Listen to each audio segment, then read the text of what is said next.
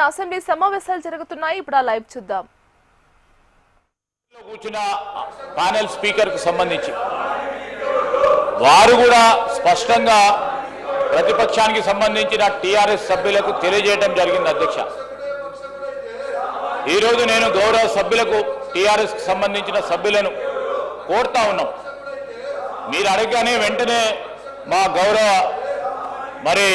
Mining minister గారు doctor Vivek గారు మొదటగానే విచారణ జరిపిస్తాం పూర్తి స్థాయిలో అని స్పష్టంగా చెప్పారు.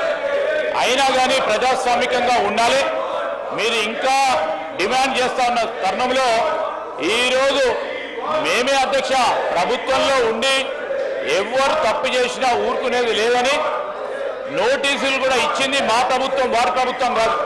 ముఖ్యమంత్రి రేవంత్ రెడ్డి గారు నిన్న స్వయానా లేచి మొత్తం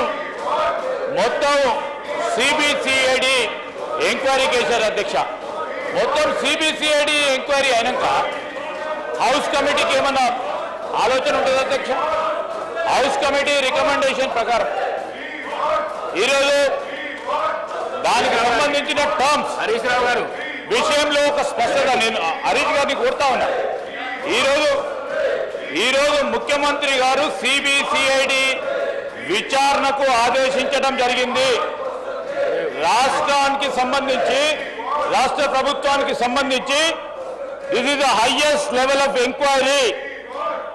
వారందరికీ కూడా తెలుసు. పెద్దలు సబితా ఇంద్రారెడ్డి గారు ఉన్నారు, హోంమంత్రిగా బాధ్యతలు నిర్వహించారు. CBCID enquiry is the highest form of enquiry which can be ordered by the state government. అధ్యక్ష, దానికంటే పెద్దది ఉండదు.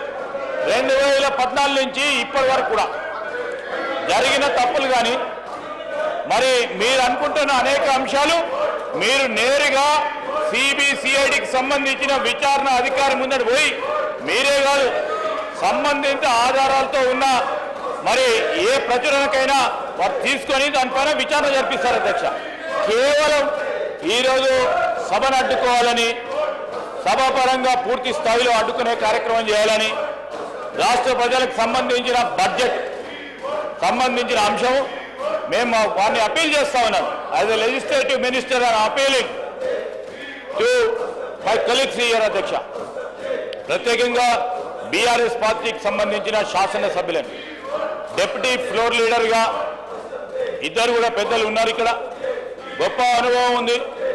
ఈరోజు సిబిసిఐడి కంటే ఇంకా పెద్ద విచారణ నలుగురు ఉన్నారు. ముగ్గురు సబితా ఇంద్రారెడ్డి గారు ఉన్నారు. వారు కూడా ఆలోచన చేసి ప్రజలకు సంబంధించిన అధ్యక్షం డిమాండ్స్ వారు ఏదైనా ఉంటే డిమాండ్స్లో ఆ డిమాండ్స్ ప్రకారం ఆ సబ్జెక్ట్స్ ప్రకారం చేయాల్సిన ధర్మం ఉంటుంది. అధ్యక్ష, వారి హక్కు. వారు ఏది చెప్పినా మేము సమాధానం ఇవ్వడానికి పూర్తి స్థాయిలో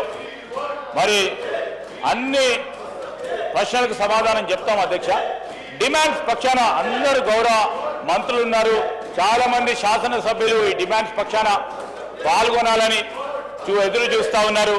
దయచేసి అర్థం చేసుకొని ఈరోజు సిబిసిఐడి ఎంక్వైరీ చేసిన తర్వాత కూడా ఇదే విధమైన డిమాండ్ పెట్టడం సరికాదు. ఈరోజు చైర్కు సహకరించాలని, సభ సజావుగా జరగడానికి సహకరించాలని మా పక్షాన వారిని కోరుతా ఉన్నాం. అధ్యక్ష.